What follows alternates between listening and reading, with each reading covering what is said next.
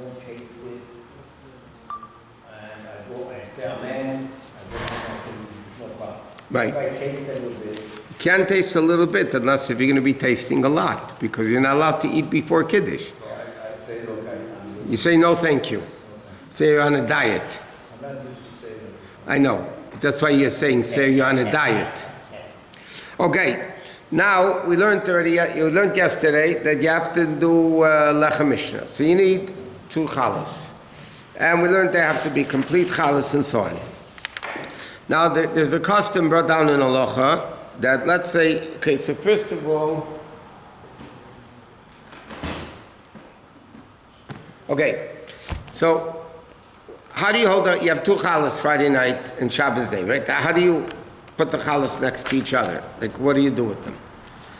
So, in Shulchan Aruch it says, you put one on top of the next with the bottom one closer to you, okay?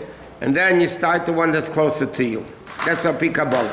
But one second, our custom is you put the halachos next to each other Friday night, back to back. In other words, there's the top of the challah, the bottom of the challah. The 2 bottoms of the challah are touching each other, okay?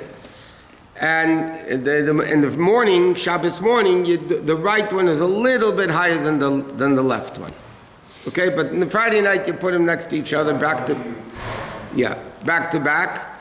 Now, before you make Hamotzi, if you never noticed the customs, you take with the knife, if you're using challah, you take with the knife and you make a little mark on the challah.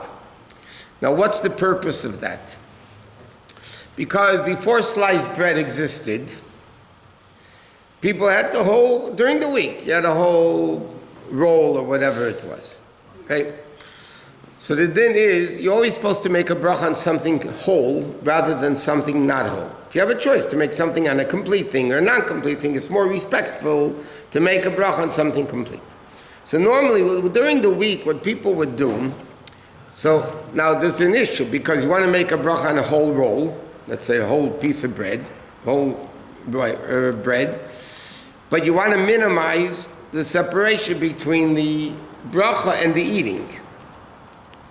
So now, if I make the bracha when it's whole, and then I start cutting, so then it's going to take time until I finally take off a piece of bread and eat it.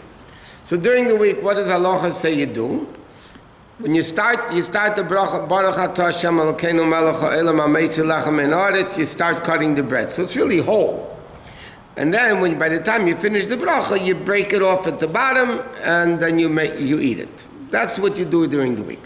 Now Shabbos you can't do that, because Shabbos you need the challah to be whole.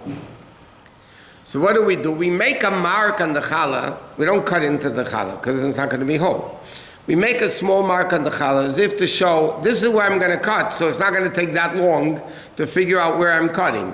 So then you have both things, because you need it to be complete, a complete challah, and you want to make sure that you're not separating time from the bracha to the eating. Okay? So that's the reason why you see everybody making a mark on the challah. Just a slight mark, not to dent into, just a slight mark to show where you're, because during the week you're actually supposed to start, when you start making the bracha, you actually cut into the bread. What damages By the way, there's an interesting question. In English, there's an expression, breaking bread. Yes. Okay. Where does breaking bread come from? From the expression of the Mishnah, Bitzia Sapas. Bitzia, it doesn't mean cutting. Chotech means to cut. Bitzia means to break. So in the halacha, it's mentioned that, let's say when you cut bread, okay, because the Gemara does use the expression breaking bread. So what they do is, we saw this, but the Rebbe did it always also, but it's brought down in halacha. You cut down all the way almost to the end, and then you break it. With your finger, you break it from the rest of the chav. So you're not cutting it, you're cutting it all the way down, but at the end you're breaking bread, and that's the expression Bitzia Sapas, of breaking bread. That's the definition of Bitzia Sapas. Now what happens if there's one person with lechem mishnah? Okay, like the head of the household has the 2 halachos, nobody else has 2 halachos. So, again, what does he do? He makes a bracha, people listen to the bracha, they answer Amen, and they fulfill their obligation of Lechem Mishnah. But then halacha says, then the din is, because you're all fulfilling your obligation from them, you're not allowed to eat the bread until he takes his first bite, the one that makes the bracha. So the one that makes the bracha has to eat first. So even let's say he cuts 5 pieces of challah and gives them out, so nobody's allowed to eat the challah because they're yaitah with his bracha and his lechem mishnah. So if you have your own lechem mishnah, you don't have to wait for him. But if you yaitah from his your lechem mishnah, then it's in Shulchan Aruch, it says you're not allowed to eat, take a bite of the bread until the one that makes the bracha does it. So what they do usually, it's not necessarily Emily Post etiquette like they say, but the guy, let's say, is cutting a big challah, they'll cut off, he'll take a bite right away for himself. And then he'll keep cutting for everybody else. Because number one, he's not separating such a long break between his bracha and his eating. And secondly, you want to make sure nobody eats before him. So he'll cut, when he's cutting the challah, so he's cutting for 5 people, so he'll cut the challah right away, take a bite himself, and then he'll continue cutting for everybody else. Yes, sir. In some circles, they hold on Friday night, they hold the right hand on top of the bread. There's a lot of different, I told you, there's a lot of different customs. There's a lot of different customs. Also some, I think they keep it covered and they leave it when they take it out. Really down, uncovered, and then they do it. There's a lot of people, when they wash their bed, also pick up there and they say, Su'u Yadechem Kodesh V'Baruch Hashem. That's not so correct in halacha. By the way, at least in Ashkenazic halacha, you're not supposed to do that. Because you're talking between the bracha, or between the Hamotzi and the washing. I mean, between the washing and the Hamotzi. But whatever, I know people do it, they pick it up, but again, these are all customs, and it's not halacha. The thing that, I don't remember where I heard it before, where when you make a bracha on something, whatever you're holding, you're supposed to finish that portion that you were holding. So you have to finish the whole challah?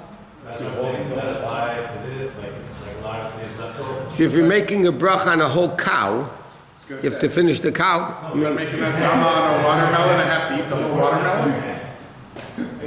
Oh, I think he said, I think the portion that you cut, you have to swallow it fully before you do it. No. You're not allowed to talk until you swallow the first bite. That we learned in the laws of brachas.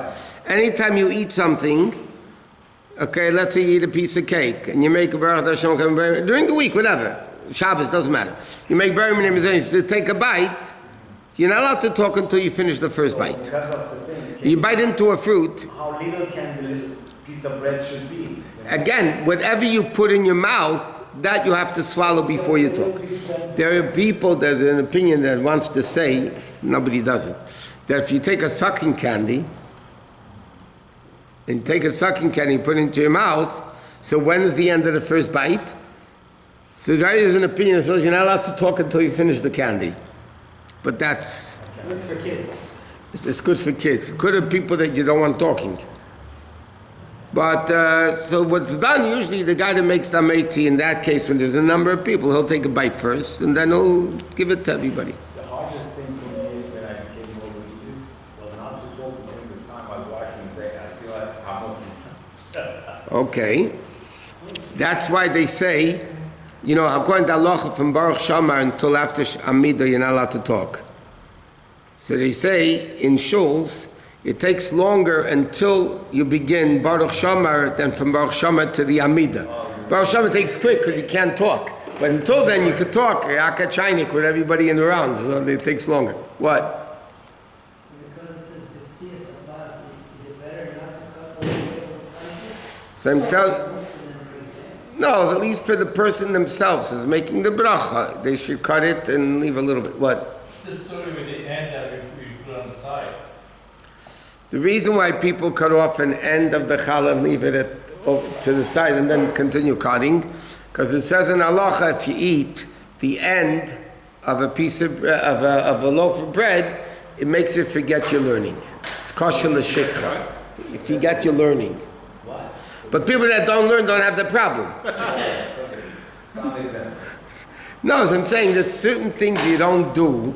I'll give you an example. It says in the Gemara, It's brought down in halacha. Haragu b'zeisim. If you eat a lot of olives, it's kosher l'shicha, makes you forget your learning. But olive oil makes you remember the learning. So it says, what happens if you want to eat a lot of olives? You put a little of olive oil on it, and then it balances each other out. It cancels each other out, and then you don't forget anything. Also cheese brings. Go whatever, but that's not an halacha. But according to Allah, that's why people cut. That's the reason why people cut the end of the bread, not what. And people have like a slice of bread, and they head up their household, make a bracha, but they eat their own slice of bread. Yeah, they don't necessarily have to eat from the lechem mishnah piece. They can have their own roll or their own challah. Let's say a guy has a single roll. Yeah, but many times you have a Friday night dinner somewhere, right? So everybody has one roll in front of them, and the guy makes the hamotzi over lechem mishnah, then everybody eats the roll. What? Yeah, but again, if you're yait with him, like we just said, you can't take a bite until he takes a bite. Some say since you can't eat without washing, it's proper to offer anybody that you know that hasn't washed the bread. That's a halachic question. Are you allowed to give somebody bread if you know they're not going to wash? Can multiple people use the same tuchalah? Like, Yeah, that's what they also do. There are 10 people who hold the same two chalas and make the bracha meiti at the same time. Again, halachically, if one makes the bracha and they listen, then they all fulfill their obligation. But if they want to do their own, so that's what they would do. They would hold a bunch of people together. Who's the one who has to eat first and who's considered? Each one rips off. No, again, we said if you have your own, then you don't have to eat, let the guy eat first. Then you can eat whenever. It's just if you eat it from his. But if everybody puts their hand on it, all the way down, everyone is considered to be Yeah. Even if That's why they're doing it, because they want to have their own lechem mishnah. They want to have their own lechem mishnah. Yeah, but one person's still going to do all the cutting. Correct. Unless each one takes a knife and just cuts. Or a Sephardic way, you rip it. Okay, well, we said there is a constant compensation pass. Okay, yeah, okay, next. Okay, one, that's what they said. Okay, okay, what? Let's say the winter night, somebody had a suda by 5:30 and then 11:30 wants another suda. Is he going to do sudas that way or? No, it has to be 1 by night, 2 by day. Or if you didn't have by night, you need 3 by day. What else would you consider as if you ate bread, or the amount of minimum bread? Rice, any No, you need to eat bread. No. For us, rice. You have to eat bread. There are certain opinions you'd be yaitz with mezainis, but that's not so simple either.